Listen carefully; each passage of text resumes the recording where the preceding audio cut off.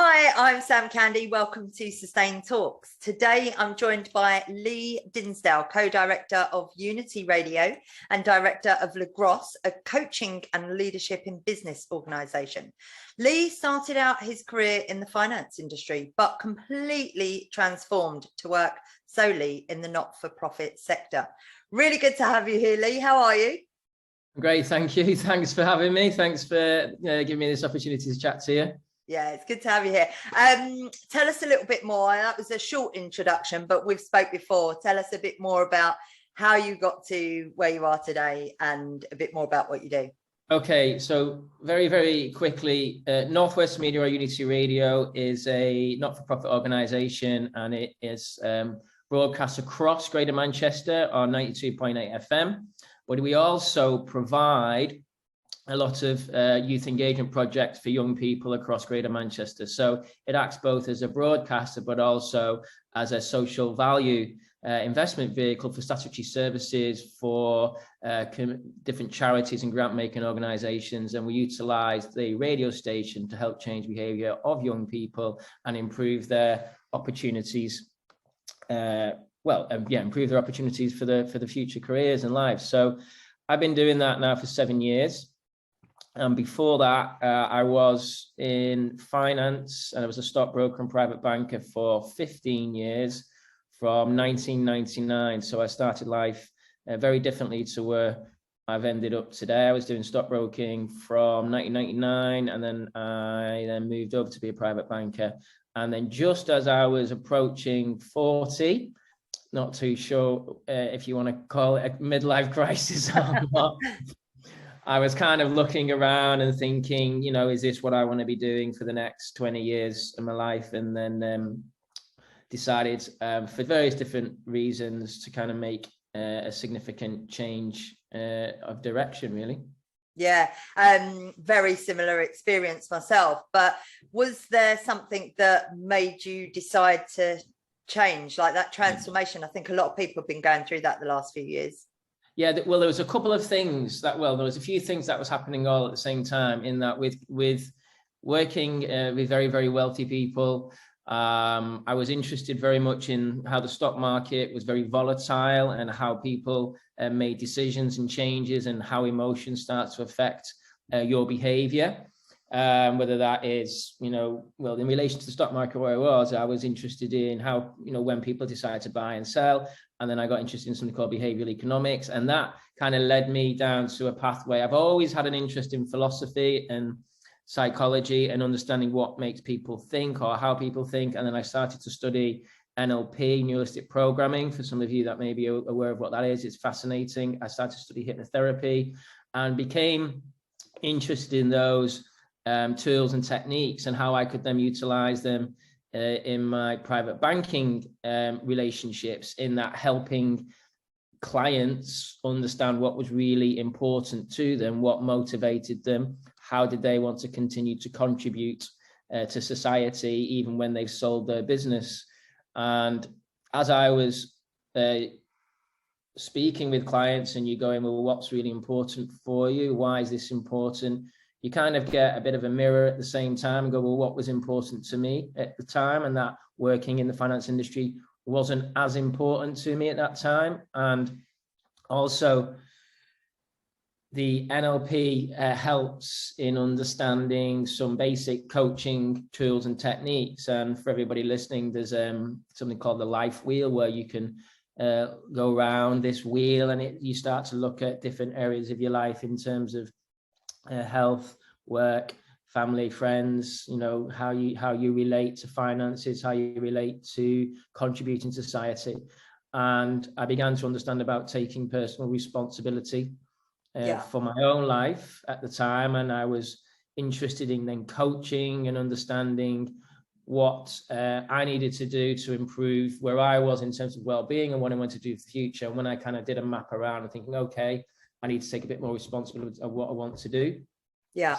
To introduce other areas, like improve my hobbies, go out more with, in positive relationships. And I was looking at work, thinking that's not satisfying my needs at the time.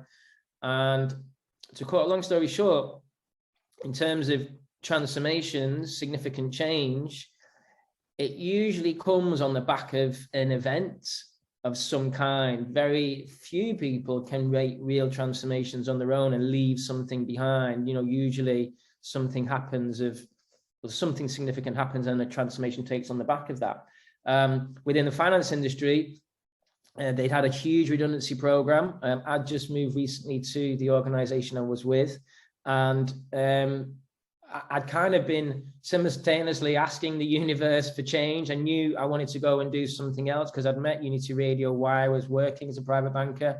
I wanted to go and do something else, but I probably at that moment wasn't brave enough just for me to make the decision and just to leave everything. So when the redundancy program came up, I thought, this is the universe, and if I'm in this, then I'm just going to go completely another direction, rather than continue and go and get another job in another private bank, and and then before you know it, you continue in the same pattern. Yeah. Unfortunately, I was. I was one of the the people within the organization. They reduced the workforce by I think 60%. So I was like, whoa, okay, so I'm up for that. Had a healthy payout, and then decided to completely change direction, going from working and helping and supporting very wealthy people to get wealthier, to go and helping and supporting very vulnerable people to improve their lives instead. So it's a similar type of coaching framework, but just on different edges of the spectrum. Yeah, much more purpose, eh? Well, yeah, for sure. And what I did realize, when you're working with very wealthy people and they are still seeking, they talk about money doesn't buy you happiness. This is a big phrase. Well, it can't. My view is it does. It alleviates worry, but it does get to a point of where it doesn't matter how much you have, you're still materialistically, you can't find that satisfaction. So I could see how philanthropy and contribution and helping other people is really the main source. And you can read this across all personal development books. Yeah. Helping people contribute to the main source of well-being across for many people, either because it stops you from thinking about yourself, or you're still contributing and helping other people as well. So you're still creating value. And I think that's what I recognized very early. And I thought to myself, well, rather than wait till I'm 55, 60 before I become a volunteer or contributing or however, I'm just going to fast forward it now and then do it at an early age, and then get involved in an organization like Unity Radio, where we are, supporting and helping the community and serving young people across the region, really, by providing skill development and, opportunities to feel safe, feel belonging, make new friends, and ultimately that creates a change of behavior within themselves. Yeah, it certainly does. I think like today, and this is what's so important about these conversations, that as businesses become more socially responsible for their community, it's going to do them good as well as the community. But can we just go a bit more into depth about what that community looks like and the struggles that the younger generation have been facing over the last couple of years, and what people can do to help them? Well, I think over the last 2 years, I'm sure everybody has had some, not everybody, it's not speaking for everybody, but there's a lot of suffering been had based on the restrictions that the government imposed, and I'm sure over the next few weeks, I've already seen reports that whether, those restrictions were actually even worked, in terms of the stopping of COVID, but they've certainly damaged a lot of people in terms of severing connections or habits and positive things. People being isolated, and cutting off and not wanting to actually be motivated to do anything. So the impact on mental health alone has been significant for a lot of young people across the country. And I know from speaking to some of our partners that there's been a significant rise in young people being referred to organisations like CAMS, which is the mental health service for the NHS, and more problems in schools. So those kind of lockdowns, when a young person then, or anyone then, goes into when you go into an environment where there's other people, there's a huge rise in social anxiety because you've not been used to continuing to meet people. So you start to build up your barriers as your mind starts to keep you more alert for threats because those barriers haven't been broken. So there's been a lot of significant rise in mental health, which then has an impact on employability, hope, aspiration, skill development. And it could take, another 2 years before we do return back to any sense of normality in terms of us being able to reform those connections and get back into those patterns of going out and socializing and feeling of belonging. Yeah, I think that businesses are going to have a lot more empathy for the next generation that are coming into work, because I know me as an adult, how much I've struggled with my anxiety over the last couple of years, but I know the techniques and I know the things that I need to do to get over that. If you're a teen now and you've gone through this, it's going to be so much harder for them as they're going into the workplace, having been through what they've been through, right? Yeah, it's very, very difficult, and they don't really, unless you are. It's like a young person going to CAMS, which is the mental health service. You have to be in crisis in order to get there, and therefore, then you start getting either certain services, medication, treatment, or you're given the tools in how to understand the way you think, some form of CBT therapy, for example. But before you get to that point, there isn't any learning, of how to manage your own mind at an early age. It's just not given. It's never given. And, it's just because for whoever has done the curriculum in terms of maths and English is important, and you go through this sausage machine of school. But these days, if you think, how can anybody cope with what they see on social media in terms of figuring out the rights and the wrongs, and young people or anybody, even adults, looking at what they don't have in life, looking at someone else's body shape, looking at what else someone else is doing. It is a very challenging environment for anybody now to get through with the amount of information overload that is coming in to your mind. And young people, unfortunately, and adults are not given the tools. This is why, things like, I guess there is a move now to more yoga and meditation and mindfulness. Possibly in 5-10 years' time, more people understand the benefits of that. But at the moment, I think it's a very difficult time. Yeah. So you're not going to. Sorry, go on.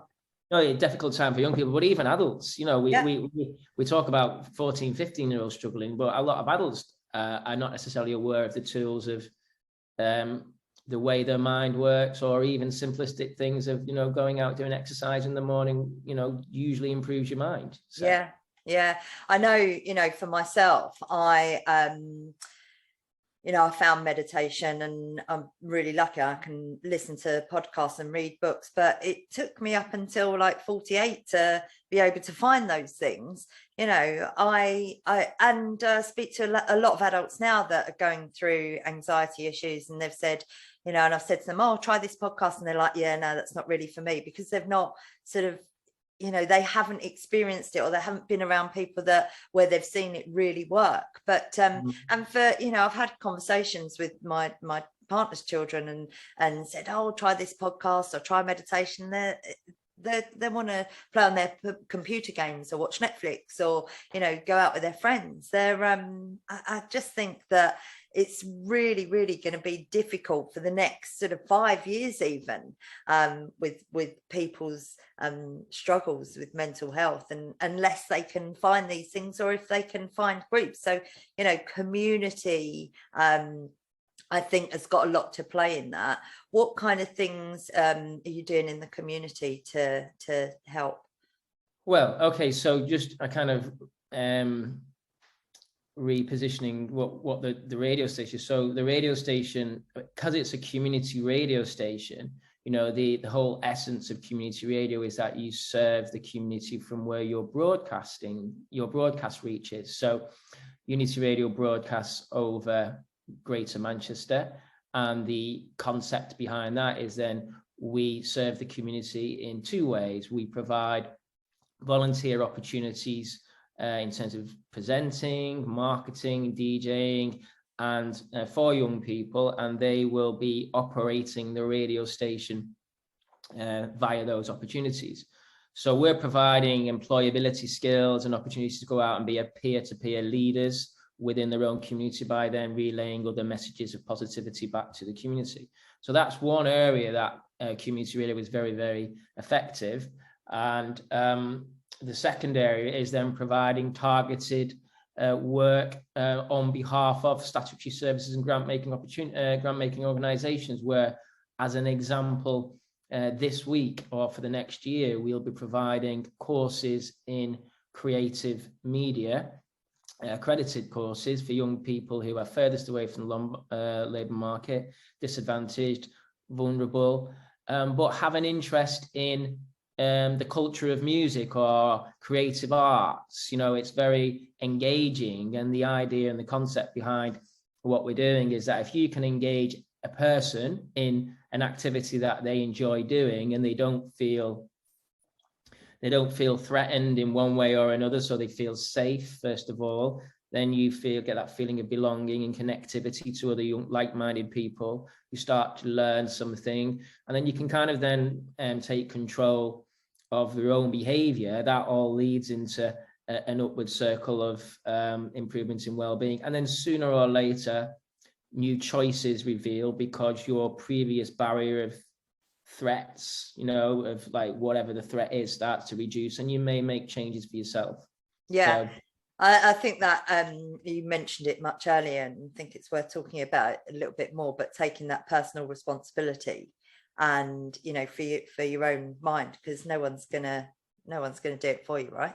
Yeah, well, it's challenging for a young person to take personal responsibility, because, you know, they're not adults, you know, so the way we do it within the radio, and I'll come on to the adult bit in a sec, but the way we do it in the radio station is just by a young person having the opportunity to broadcast their own radio show is an element of autonomy and control, and they feel in control of what they're doing.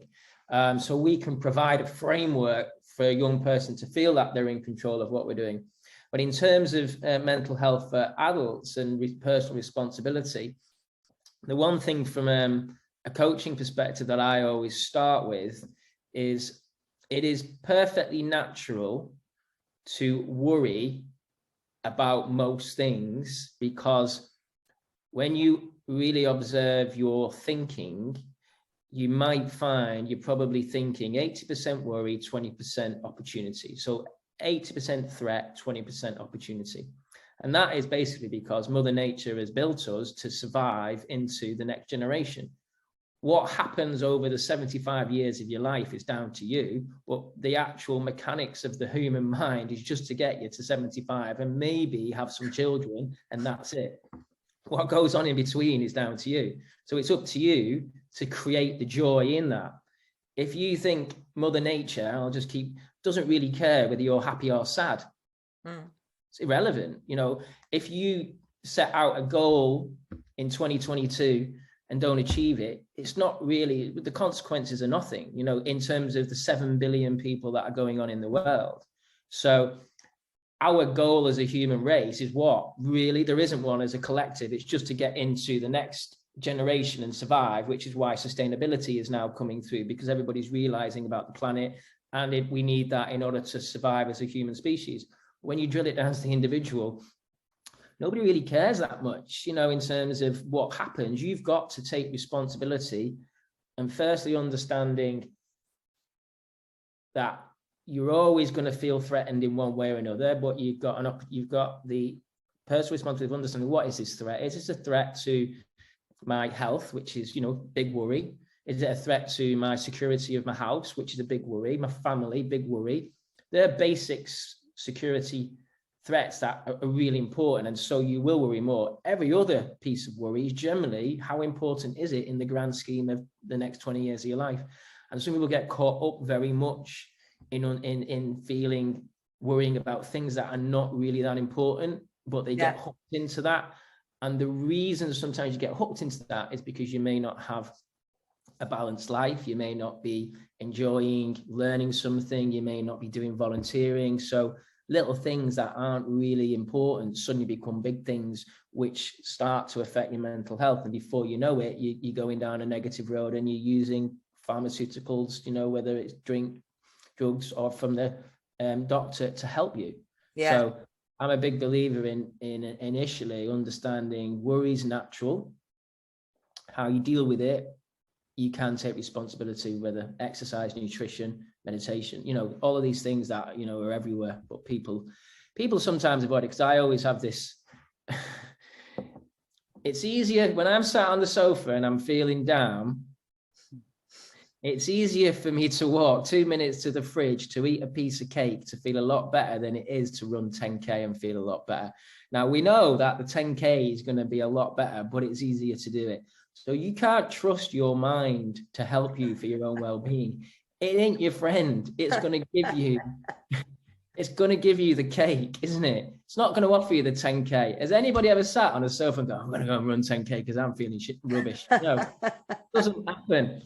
So when you understand that you're just a slave to your habits to make you feel good, and your mind will just give you the nearest thing, you can then start to take more responsibility for your well-being. Now, sometimes with me, the cake wins because I'm tired and my willpower's reduced.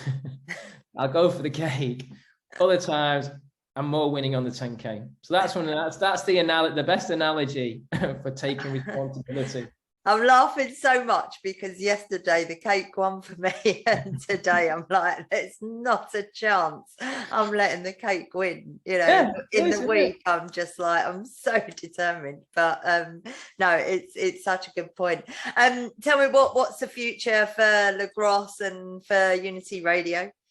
Well, at the radio station, very exciting actually. This year we've kind of amalgamated all the courses that we're running and the projects that we're doing across the area, and we're creating it's called the New Talent Academy, real life learning. So more trying to distinguish the radio station as a training organization, but then create an academy of kind, it's not supported by the Department of Education, but we're just calling it that.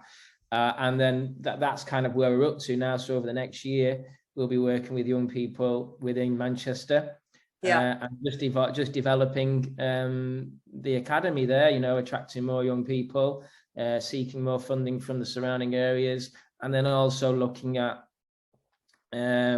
online and potentially virtual reality education as well. So quite exciting in terms of innovation.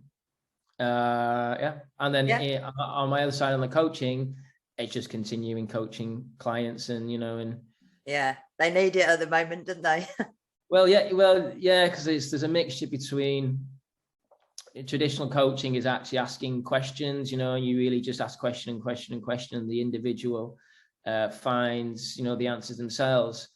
Sometimes though I do share some learning, particularly the cake analogy, because about habits. There's a good book actually, a good book called Breaking the Habit of Being Yourself by Joe Dispenza. I would recommend everybody reads that book. You start to realize how much we are just a product of our habits, that's what, if you're looking to improve either your opportunities in life or your mental health, then understanding how your habits affect you is a scary thing, actually, to be fair. Yeah, it absolutely is. I'm going to go and look that up after this. Lee, thanks for your time. It's been really interesting, and I heard a lot of people talk about NLP, and I'm really going to have a look into that a bit further as well. Thanks for everything you do with Unity Radio. It sounds amazing, and to give something back and that transformation, I think it's such a big lesson for businesses, for people that go and do something good and look at your local community and look at how you can help, because to that sort of sustainability, to be able to sustain, we've got to put people on planet first. So thank you for your time, and really good to talk to you. Great, thank you very much. Thank you. Bye.